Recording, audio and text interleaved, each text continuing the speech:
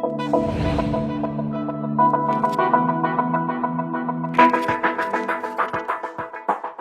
and welcome to Bloomberg Quint. This is our special presentation on MSME Day, Roadmap to Recovery and Renewed Growth. I am very delighted to have a special guest, Mr. Krishnamurthy Subramanian, Chief Economic Advisor with the Finance Ministry, to discuss the roadmap ahead and what are the challenges MSME is facing and how to, what kind of outlook he sees post second surge. Thank you for your time, Mr. Subramanian. Namaskar, Sanjay ji. So I promise that I will try not to be pessimist, and then you also have to promise that you won't be overconfident. So we have to be realistic. I have never been overconfident. Okay, that's not an attribute that I possess. Interesting you say that. So first I want your overview on the current situation. Where are we in terms of economic outlook? Before I respond to that, Sanjay ji, let me just mention, based on research, if you go and read Daniel Kahneman's book, Thinking Fast, Thinking Slow, he talks about two important behavioral biases that humans suffer from. One, when the period of uncertainty is very high, even a balanced assessment, which is what I always offer, looks optimistic or, in your words, overconfident, number one. And number two, most of us have this tendency to suffer from saliency bias, which is that the most recent observation, we end up putting a lot of weight on rather than looking at the trend. So when you put the two together, what actually is balanced assessments, which have indeed come true, like for instance, I'd mentioned the V-shaped recovery, may look, may have other words like overconfident, etc. for you, and may be interesting as well, but that is not the case. I actually give balanced assessments, using very careful analysis of data. My office tracks almost 60 high frequency indicators based on which I give out these assessments. Definitely. So I think that perspective is incredibly important, and therefore I took the opportunity to clarify. As for the as for the economy, if you recall, when I had presented on the annual GDP numbers, and the monthly economic report that has come, which I'm sure many of you in Bloomberg would have definitely taken a look. The first thing to mention is that there is been indeed a V-shaped recovery in the GDP numbers and several high frequency indicators in the second half of the last financial year. Something that we had mentioned when the first quarter numbers had come, when the 24% decline had happened, number one. Number two, the effect of the second wave of the pandemic, will be felt, but the impact is not likely to be very large. We had assessed early April a couple of scenarios. One of the scenarios was where the peak of the pandemic in terms of the new infections were expected to hit by mid-May. We actually transpired on 8th of May, and since then there has been a decline. So in that situation, we assess that the impact on will not be very large, particularly because the restrictions have been localized, have been heterogeneous, and have been asynchronous in terms of the timing. And for instance, in the month of April, the states where there were restrictions accounted for around only 30% of overall nation's GDP. In the month of May, of course, the restrictions have been much higher, and that was reflected in the high frequency indicators as well. But over the last couple of weeks, and especially last 10 days of May, these numbers have started actually going up after having hitting the trough. I'm talking about power, power consumption, e-way-bills, etc., even on a year-on-year basis, adjusting for seasonality. So the recovery seems to be happening. Overall, if I assess the recovery that was happening, in the second half of the previous year, that momentum, some of the momentum got affected because of the second wave. But as restrictions are coming off, and the fact that the pace of decline of the second wave has been as rapid as the rise itself, and again, this is not optimism, actual data, when you take those into account, restrictions actually are coming down. As a result, economic activity should definitely start increasing. We've seen in Delhi, for instance, today the restrictions being eased a lot. So I think the recovery should happen and should gather steam in the month of July. Right. You are absolutely right when you talk about these sentiments, but with the first surge, there was a hope that we are going back, and we came back very nicely.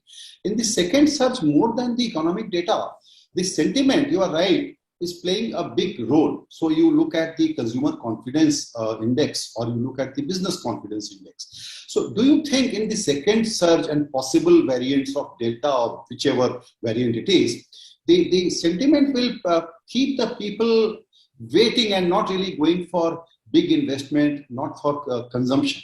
I will try to save my money.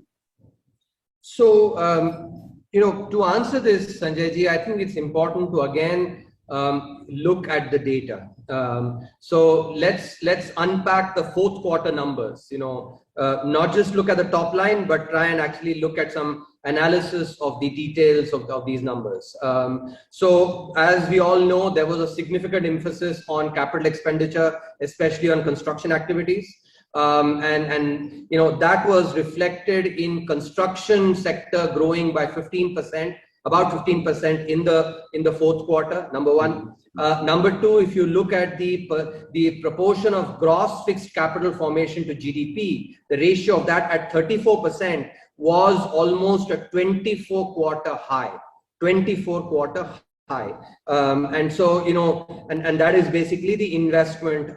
If you look at post-September, manufacturing PMI continued to be in expansionary phase consistently and hitting 7-8-year highs. Even, in the month of, during the second wave as well, while the PMI has come down for sure, it still continues to be in expansionary phase. Above 50 is expansionary. So that's the second aspect that you must keep in mind. So when you look at the fact that, number one, the push on CapEx, it had an impact on investment. Not only that, let's understand the positive spillovers that were created for two important parameters, which we're actually, focusing on. One is consumption. After having declined significantly in the 3 quarters, the consumption grew by 2.7% in the fourth quarter, number one. Number two, if you look at the contact sensitive sectors, travel, tourism, etc., after having declined significantly, even more than consumption, the demand having gone down significantly, it declined only by 2.3% in the in the fourth quarter. Now, what are the important takeaways here? One, that up until March, the fear of the pandemic had receded significantly, and people had resumed their normal life. In fact, as it turned out, that I think also proved to be costly. It actually did contribute to the second wave.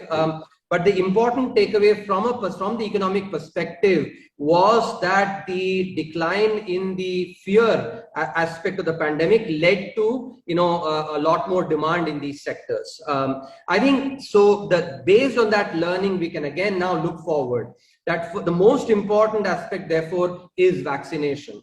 Because as we get vaccinated more and more, and there is a lot of evidence now that is coming that the first dose and especially the second dose is making a significant impact on actually the likelihood of the infection being not as strong. So the uncertainty of a third wave can be reduced significantly by vaccination, was proceeding on vaccination significantly, and front loading the capital expenditure, which is what the Honorable Finance Minister has announced. And she's, the ministry is also working with public sector firms and other ministries to front load the capital expenditure that has been, has been projected in the budget. So the combination of vaccination and capex, which actually saw, the positive effects in Q4, which is your decline in the, in the fear of the pandemic, which vaccination can bring, and capital expenditure, which actually led to the positive impact through the front loading. There is no reason why the same cannot be repeated again. So, as we've seen, I think both the philosophy and the evidence of that philosophy working on the ground, I think provides us enough, assurance that the same thing should work again. नहीं, बिल्कुल आप सही कह रहे हैं कि vaccination का इस बार इकोनॉमिक रिकवरी से बिल्कुल डायरेक्ट कोरिलेशन हो गया है, और कैपेक्स पे ऑब्वियसली सरकार वो सब कुछ करेगी जो करना जरूरी होगा। लेकिन अपना जो टोटल जीडीपी है उसमें सिर्फ कैपेक्स उस ग्रोथ को डिलीवर नहीं कर पाएगा जो ग्रोथ आप लोग टारगेट कर रहे हैं हम सब लोगों के लिए, कि ये ग्रोथ हमको अगर 10% भी बोल लें इस वक्त हम लोग, तो उसके लिए कंजम्पशन को बूस्ट करने के लिए दो पार्ट में मैं आपसे समझना चाहता हूं, खास करके एमएसएमई के पर्सपेक्टिव से, कि स्टिमुलस की बात अपन बाद में करें, पहले तो सपोर्ट क्या दिया जा सकता है इमीडिएट स्टेप्स के तौर पर, इस पे आप अपना थॉट प्रोसेस बताएं। इसमें देखिए संजय जी, पहले हम ये ध्यान रखें कि जो बजट आया था जिसमें कि 2.5% जीडीपी के अनुपात में जो कैपिटल एक्सपेंडिचर है उसका प्रावधान किया गया है बजट में।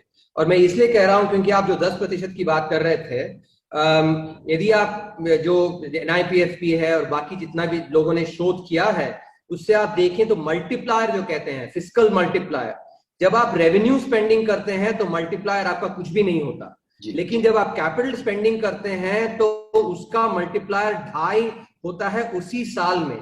तो यानी कि आप 2.5% जीडीपी के अनुपात में जो हमने कैपिटल एक्सपेंडिचर लिया है उसको आप 2.5 से यदि गुना करें तो 6.25% आता है उसमें।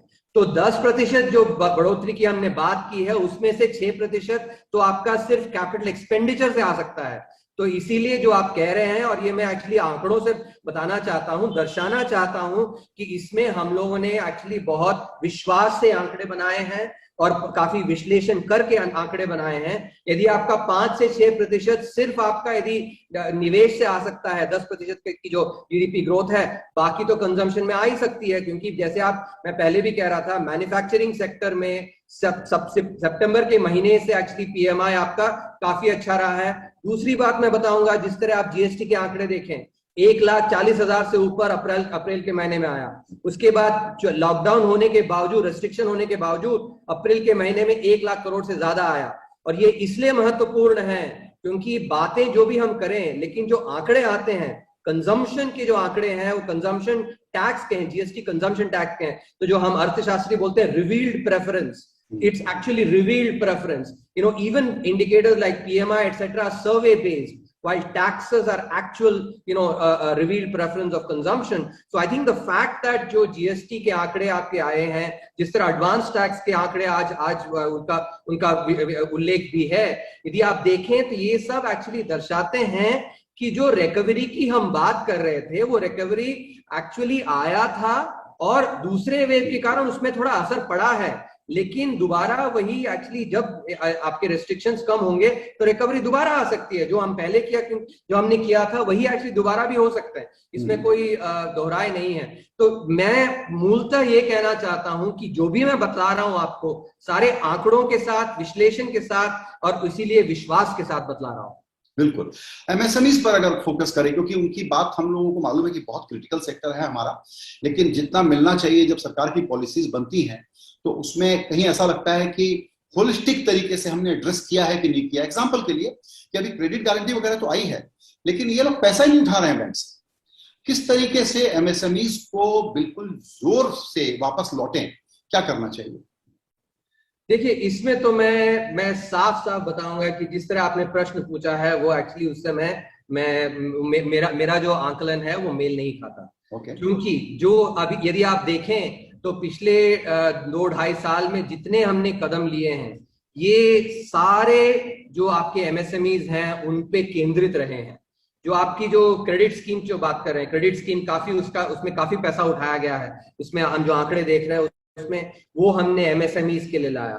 क्यों? क्योंकि बड़े कंपनी, हमने ये विश्लेषण लगाया था कि बड़े कंपनियों पे उतना असर पड़ेगा नहीं, लेकिन छोटे कंपनियों में पड़ेगा, इसीलिए एक क्रेडिट स्कीम एमएसएमई की थी। इसके अलावा रिफॉर्म्स पे देखें, जो हमने जो एमएसएमई के जो डेफिनेशन है उसको जो चेंज किया, इसलिए चेंज किया ताकि एमएसएमई जो है कंपनी, जब एमएसएमई बढ़ती है तो सबसे बड़ा फायदा होता है उसके प्रमोटर को। जो कंपनी 100 करोड़ की टर्नओवर कर रही है वो जाके 500 करोड़ की करने लगे तो देश को तो लाभ होता ही होता है, लेकिन सबसे पहला लाभ उसके प्रमोटर को आता है। तो एक्चुअली जो ड्वार्फिज्म जो जो बौनेपन की एक स्थिति थी पिछले 70 वर्षों में, जिस तरह के हमने जो पॉलिसी लाए, उसके कारण जो बौनेपन की जो स्थिति थी हमारे एमएसएमईज में, उसको हटाने के लिए हमने ये डेफिनेशन का चेंज किया है, ये नंबर 1। दूसरा, जो लेबर रिफॉर्म्स के कारण, लेबर के कारण काफी एमएसएमई को बहुत दिक्कत होती थी। जो कंप्लायंस है, उनको कंप्लायंस की काफी कठिनाई होती थी, और लेबर लाने के लिए उसमें भी कठिनाई, तो लेबर रिफॉर्म्स हम लाए हैं। तो यदि ये सब देखें तो इसी तरह जो हम जो पीएलआई स्कीम है और एक्सपोर्ट्स आप देखें, अभी जो आईआईपी के नंबर आए हैं, आईआईपी के नंबर काफी अच्छे आए हैं, और हालांकि ये जो 134% की जो बढ़ोतरी है वो एक कम लो बेस से है, तब भी यदि आप महीने दर में देखें तब भी जो आईआईपी के आंकड़े हैं वो एक्चुअली पिछले 5 महीने से बढ़ रहे हैं। तो ये इसलिए आए हैं क्योंकि एक्सपोर्ट्स में, निर्यात में काफी अच्छा एक परफॉर्मेंस आया है, जो कि एमएसएमई ज्यादा करती हैं। तो हमारे जो पॉलिसीज जो हम वो केंद्रित रहे हैं इसी बात पे कि हम एमएसएमई को सपोर्ट करें। और ये इसलिए क्योंकि ये भी आप देखें तो जितने हमारे जैसे मैं खुद एक बहुत साधारण परिवार से आता हूं, इसीलिए जो साधारण लोगों की जो कठिनाई होती है उन कठिनाइयों को मैं अच्छी तरह समझता हूं। तो बड़े लोगों को उतनी कठिनाई होती नहीं है, लेकिन छोटे लोगों को होती है, और वो मैं अच्छे से समझता हूं, इसीलिए सारे जो हमने पॉलिसी लाए हैं इसी पे केंद्रित रहे हैं। नहीं, बिल्कुल ठीक कहा आपने कि इस बार एक्सपोर्ट एक बहुत सिग्निफिकेंट रोल प्ले कर रहा है और एमएसएमई उसके पीछे बहुत बड़ा रोल प्ले करते हैं। तो ऐसा कुछ इन लोगों के लिए इरादा कि इनको और बूस्ट करने के लिए कोई नई स्कीम अगर आप लोग अनाउंस करने वाले हैं, क्योंकि जनरल स्पेकुलेशन क्या है कि एक बड़ा ये स्टिमुलस पैकेज आने वाला है। देखिए, पीएलआई स्कीम जो लाए हैं, पीएलआई, ये प्रोडक्शन लिंक्ड इंसेंटिव्स, ये एक बहुत अहम स्कीम है एक्सपोर्ट्स के लिए। और जो बढ़ोतरी हो रही है मैन्युफैक्चरिंग में, क्योंकि इसके पहले जो स्कीम थी उसको यदि आप देखें तो एमईआई की जो स्कीम थी उसमें वृद्धि होने के लिए कोई उसमें इंसेंटिव नहीं होती थी, लेकिन जो प्रोडक्शन लिंक्ड इंसेंटिव है इसमें वृद्धि करने के लिए इंसेंटिव दी जा रही है, जो कि मैं बाद में पहले भी बता रहा था कि जब एक एमएसएमई बढ़ती है, उसकी टर्नओवर 100 करोड़ से 500 करोड़ पहुंचती है, तो उससे देश को तो जरूर लाभ होता है। कैसे लाभ होता है? टैक्स ज्यादा आती हैं, नौकरियां बनती हैं, लेकिन सबसे पहले वो जो लाभ है वो प्रमोटर को पहुंचता है। तो इसीलिए जो पीएलआई स्कीम हम लाए, हमने उसको एक्चुअली बढ़ोतरी के लिए, टर्नओवर की बढ़ोतरी के लिए इंसेंटिव दिया है। ये बहुत अच्छा काम भी कर रहा है। तो ये जो इतने सारे जो स्कीम्स हैं इनको चलने दीजिए, इनका सारा अभी जो बेनिफिट है, काफी बेनिफिट आएगा। अभी तो बहुत, मतलब जो कहते हैं कि ये तो अभी हमने मतलब ट्रेलर देखा है इसका, अभी तो इसके पूरे बेनिफिट्स की मूवी बाकी है। Interesting, very interesting. एक जो ओपिनियन कुछ इकोनॉमिस्ट लोगों का आ रहा है कि इस बार जो फियर फैक्टर है, जो अनसर्टेनिटी है और जो जॉब लॉसेस हुए हैं उसके कारण, और इस बार क्या हुआ है कि जो कंज्यूमिंग क्लास है ना, अपने बड़े शहरों वाला, जिनके पास थोड़ा खर्च करने को ज्यादा है, उन पे ज्यादा हुआ है। तो कुछ लोग सजेस्ट करते हैं कि पेरोल प्रोटेक्शन, और गरीबों को पेरोल प्रोटेक्शन क्यों? ताकि जॉब लॉसेस ना हो, और गरीबों को डायरेक्ट कैश ट्रांसफर, इस पे जोर लगाएं ताकि डिमांड हो, ताकि इन्वेस्टमेंट का चक्र चले। आप इस रेमेडी को सही मानेंगे, इस रूट को सही मानेंगे? देखिए, इसमें एक दो चीजें समझनी बहुत जरूरी है। पहले तो कि पहले बाकी आप जो विकसित देशों में देखते हैं, विकसित देश में पब्लिक डिस्ट्रीब्यूशन सिस्टम नहीं है, ठीक है। तो इसीलिए जब उनको जो नेसेसरी आइटम्स है, खाने की जो पदार्थ है, उनको देना पड़ता है, तो उनको डायरेक्ट बेनिफिट कैश ट्रांसफर्स देने पड़ते हैं। लेकिन हमारे यहाँ पे पब्लिक डिस्ट्रीब्यूशन सिस्टम है, इसीलिए उसमें जब हम प्रावधान बढ़ा देते हैं, जैसे कि हमने अभी किया है गरीब कल्याण योजना में, उसको अभी दिसंबर तक उसको एक्सटेंड किया गया है। तो उसमें जो सिर्फ हमारा उद्देश्य ये है कि जो एसेंशियल आइटम्स हैं वो लोगों तक पहुंचे, वो भले एक्चुअली कैश में पहुंचे या फिर एसेंशियल आइटम्स, हमारे पास पीडीएस है, उसका हम इस्तेमाल कर रहे हैं। और इसमें मैं एक्चुअली जो अंतर है वो बतलाना चाहता हूँ कि काफी सारे कई बार लोग एक्चुअली जो है विकसित देशों में देख के ये बातें करते हैं। तो इसमें आप देखें तो अमेरिका में जैसे खाने पीने के लिए जो जो जो कैश ट्रांसफर्स दिए गए, वो कैश ट्रांसफर वो एक्चुअली चेक प्रिंट किए गए, चेक उसके बाद फिर प्रिंट करके उनको लिफाफों में डाला गया, पोस्ट ऑफिस में भेजा गया, उसके बाद घर के उनके हाथ में पहुंचा, वो जाके एटीएम में डाले। हमने एक्चुअली डायरेक्ट ट्रांसफर जो है जनधन, आधार, मोबाइल के थ्रू उसको कर दिया। तो अभी भी जो एम्फेसिस हुआ है जो आपके एसेंशियल आइटम्स हैं वो तो दिए जा रहे हैं। दूसरी बात ये जो मैं काफी सारे जो वल्नरेबल क्लासेस हैं उनमें कैश ट्रांसफर्स अभी भी हो रहे हैं, जो आपके विडोज हैं उन सब वो एक्सटेंड किया गया है। तो ये सब हमको मिला के देखना है, न कि हम बांट के देखें, सब मिला के एक्चुअली इसमें और जो ECGLS स्कीम जो है उसको भी काफी एक्सपैंड किया गया है। जो नए मैंने पूछा क्योंकि वो लिक्विडिटी के लिए जो है बहुत महत्वपूर्ण है, तो उसको एक्सपैंड किया गया है। तो ये जो हम सिर्फ एक तरह की जो बातें हैं उसमें करते रहते हैं, वो एक्चुअली एक मूलतः लेकर सबको मिला जुला के हमें विश्लेषण करना चाहिए। सही कहा आपने कि आप लोगों ने ये ECGLS को जो एक्सटेंड किया उसी वजह से एक्सपेक्टेशन है इस बार कि, या आइडिया समझ लीजिए अगर एक्सपेक्टेशन ना भी कहें तो, कि क्या हम लोगों को जॉब प्रोटेक्ट हो, इसके लिए पेरोल प्रोटेक्शन के तौर पर भी कोई गारंटी स्कीम लानी चाहिए सरकार। देखिए इसमें पिछले साल अक्टूबर के महीने में हमने एक स्कीम लाया था जो वेज सब्सिडी स्कीम। तो जो फॉर्मल सेक्टर में प्रोविडेंट फंड के जो भरपाई करते हैं एम्प्लॉयर, उसको सरकार खुद भर रही है, और लोगों को एक्चुअली रोजगार और बनाने के लिए उसमें भी एक स्कीम लाई गई थी जो वेज सब्सिडी स्कीम। तो इस तरह के प्रावधान लाए गए हैं काफी, और उससे हम जो आंकड़े देख रहे हैं उससे फायदे आए भी हैं। तो ऐसी बात नहीं है कि सिर्फ कैश ट्रांसफर जो भी किए गए हैं, लेकिन हमारे पास जो हमारे प्रावधान हैं, जो आपकी पीडीएस स्कीम है और जो बैंकिंग सेक्टर क्योंकि हमारे पब्लिक सेक्टर बैंक्स काफी दूर दराज तक पहुंचते हैं, तो उनसे जब बैंकिंग सेक्टर के थ्रू जब करते हैं तो उससे असर ज्यादा बेहतर पड़ता है लिक्विडिटी पे, क्योंकि ऐसे समय में लिक्विडिटी काफी महत्व रखती है कंपनियों के लिए। जी बिल्कुल, आपने लिक्विडिटी का जिक्र किया कि उसकी अवेलेबिलिटी तो है, और आपने बताया भी कि सरकार किस तरीके से कैपेक्स को बूस्ट करेगी। इस पूरी पिक्चर में प्राइवेट इन्वेस्टमेंट को बढ़ावा देने के लिए कोई खास जरूरत इस वक्त आपको नहीं लगती, या प्रायोरिटीज के नाते आपको लगता है कि ये भी अपने आप ही हो जाएगा, तो सरकार को कुछ करने की जरूरत नहीं?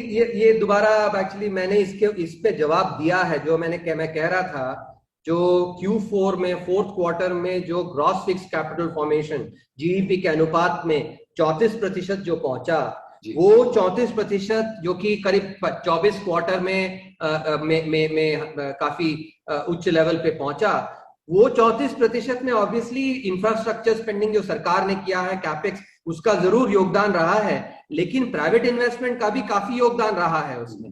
और कैपिटल जो प्राइवेट इन्वेस्टमेंट है वो तब आती है जब इंफ्रास्ट्रक्चर स्पेंडिंग होती है, क्योंकि जो इकोनॉमिस्ट कहते हैं crowding in, infrastructure has this potential to crowd in private investment, and that is why we've emphasized on the capital expenditure. तो प्राइवेट इन्वेस्टमेंट जरूर काफी उसमें अच्छा एक बढ़ोतरी आई है। पिछले 2 महीने में, अप्रैल और मई में, चूंकि आपकी जो सेकेंड वेव आई थी उसमें थोड़ी सी रोक लगी है, लेकिन मुझे लगता है कि जैसे फोर्थ क्वार्टर में हुआ था वैसे ही आगे चल के, क्योंकि हम कैपेक्स को फ्रंट लोड करना चाहते हैं और उसका एक्चुअली हम प्रावधान भी कर रहे हैं, तो इसलिए प्राइवेट इन्वेस्टमेंट जैसे कि फोर्थ क्वार्टर में हुआ था वैसे आगे चल के भी होना चाहिए। जी बिल्कुल। एक सवाल और, अभी जो नंबर्स आप ट्रैक करते हैं और जो ट्रेंड है उसको देखते हुए, क्या इन्फ्लेशन का रिस्क मैनेजेबल रहेगा या थोड़ा सा वो एक कंसर्न का इशू? देखिए इसमें 2 पहलू हैं जिसपे हमें, और ये पहलू थोड़े विपरीत हैं, इसलिए मैं उसमें थोड़ा रोशनी डालना चाहता हूं। एक आपका WPI इन्फ्लेशन और दूसरा आपका CPI इन्फ्लेशन। तो तो WPI इन्फ्लेशन जो कि होलसेल प्राइस है, जो होलसेलर का है, उसमें एक्चुअली आंकड़े जो आ रहे हैं वो काफी ज्यादा आ रहे हैं। करीब जैसे 10% था और अभी करीब 11% वैसा आया है। तो इसमें एक आध दो मैं थोड़ी विशेष टिप्पणी करना चाहता हूँ। एक ये कि ये जो WPI इन्फ्लेशन है ये काफी कम बेस से आ रहा है, क्योंकि पिछले साल इस समय जब WPI था या तो नेगेटिव टेरिटरी में था या कि मार्जिनली पॉजिटिव, 1% से भी कम था। दूसरा, जो पिछले साल इस समय में चूंकि लॉकडाउन थी तो डेटा उतना अच्छा नहीं आ पाया, तो इसमें थोड़ी सी वो एस्पेक्ट भी है जिसको हमें ध्यान में रखना है। इसके विपरीत जब आप CPI इन्फ्लेशन में देखते हैं, CPI इन्फ्लेशन में कमी आई है क्योंकि फूड इन्फ्लेशन आपकी कम हुई है, लेकिन मैं 1-2 महीने और अभी उसमें एक्चुअली ध्यान रखूंगा CPI इन्फ्लेशन में, क्योंकि पिछले बार जब हमने देखा था, जब आपके लॉकडाउन हुए थे जिससे कि सप्लाई में रुकावटें आई थी, उससे फूड इन्फ्लेशन बढ़ी थी। तो इसलिए जो मई के महीने में जो रिस्ट्रिक्शंस थे उसका क्या असर आता है वो हमें ध्यान से भी देखना है 1-2 महीने के लिए। यदि मेरा अनुमान है ये जो समय है 1-2 महीने, CPI इन्फ्लेशन यदि बहुत ज्यादा बढ़ता नहीं है तो मेरा यह अनुमान रहेगा कि इस साल में इन्फ्लेशन जो है रेंज बाउंड रहेगा। कंज्यूमर इन्फ्लेशन की बात कर रहा हूं, उसमें उतना चिंताजनक स्थिति नहीं होगी। ये आगे के 1-2 महीने एक्चुअली फूड इन्फ्लेशन को हमें ध्यान से रखना है, क्यों देखना है, क्योंकि रिस्ट्रिक्शंस के कारण जैसे पिछले बार हुआ था वैसा होगा क्या, ये हमें देखना है। जी बिल्कुल। एक आखिरी क्वेश्चन और आपसे, और वो इस बारे में कि क्योंकि 1 महीने पहले हम लोगों को लग रहा था कि जो बजट के नंबर थे, और इस बार का बजट बहुत ही शानदार था एम्बिशंस के मामले में, तो लगा कि ये सारे नंबर अब गड़बड़ हो जाएंगे क्योंकि सेकंड सर्ज आ गया, थर्ड का पता नहीं आ सकता है। तो उन अनसर्टेनिटीज की वजह से बजट के नंबर को होल्ड कर पाना मुश्किल होगा। एक रियलिस्टिक प्रॉब्लम है, कोई मतलब उसमें क्रिटिसिज्म की बात नहीं है। अब जहां हम खड़े हैं उसमें एक व्यू ये है कि शायद ये क्वार्टर गड़बड़ हो रहा है, दूसरे वाला। अगर ये गड़बड़ होगा तो उन नंबरों पर फिर एक क्वेश्चन मार्क आ जाएगा।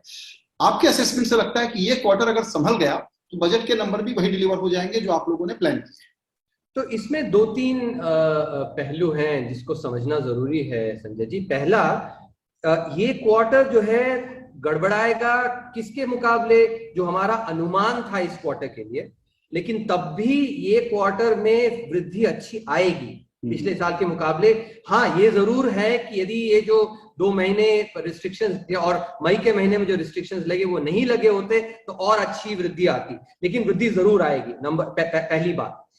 दूसरी बात ये कि शायद हमने इस तरह इसको आर्टिकुलेट नहीं किया था, लेकिन हम काफी कंजर्वेटिव थे बजट एस्टिमेशन में।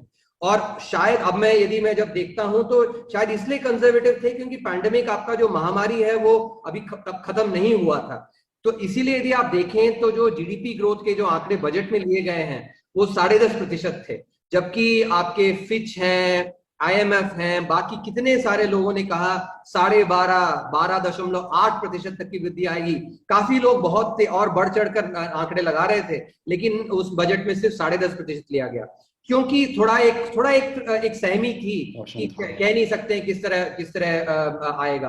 तो वो एक्चुअली अभी जब देखें तो उसके कारण थोड़ा हेडरूम अभी मिला है। दूसरा और तीसरी बात, जैसे मैं कह रहा था कि पहले भी मैंने कहा, जो दूसरा वेव आया है क्योंकि रिस्ट्रिक्शंस आपके साथ एक साथ नहीं लगे हैं। अब अप्रैल के महीने में जो इफेक्ट आया उतना ज्यादा नहीं है, मई में थोड़ा ज्यादा होगा अप्रैल के मुकाबले, लेकिन फिर भी ये 2 महीने में मुझे लगता है इसके आगे अभी रिस्ट्रिक्शंस कम हो जाएंगे, तो आगे चल के जो है इसमें तेजी आनी चाहिए। और ये भी आप देखें तो टैक्स के जो आंकड़े आ रहे हैं, जो आपके इनडायरेक्ट टैक्स के, डायरेक्ट टैक्सेस के आंकड़े आ रहे हैं, ये एनकरेजिंग है अभी एक्चुअली। तो इसीलिए मुझे नहीं लगता कि ऐसा कि जो बजट की जो अरिथमेटिक है उसमें कोई बहुत ज्यादा बदलाव की जरूरत पड़ेगी। ये आई थिंक दूसरे क्वार्टर में जो पिछले 2 महीने में जो पैंडेमिक सेकेंड वेव आया उसके कारण थोड़ा असर पड़ेगा, लेकिन ग्रोथ पे थोड़ा असर पड़ेगा, लेकिन मुझे नहीं लगता फिस्कल अरिथमेटिक वगैरह पे बहुत ज्यादा असर पड़ेगा इसका। बिल्कुल, बहुत ही एप्ट तरीके से आपने समझाया। और मैं सोच रहा था कि मैं इंग्लिश में शिफ्ट होऊंगा आपके साथ, लेकिन आप हिंदी में कंपैरेटिवली ज्यादा फोर्सफुल थे, तो मैंने कहा हिंदी में बातचीत को कंटिन्यू करते हैं। सुब्रमण्यम जी, आपने वक्त निकाला हमारे लिए, आपका बहुत शुक्रिया। नमस्कार। you.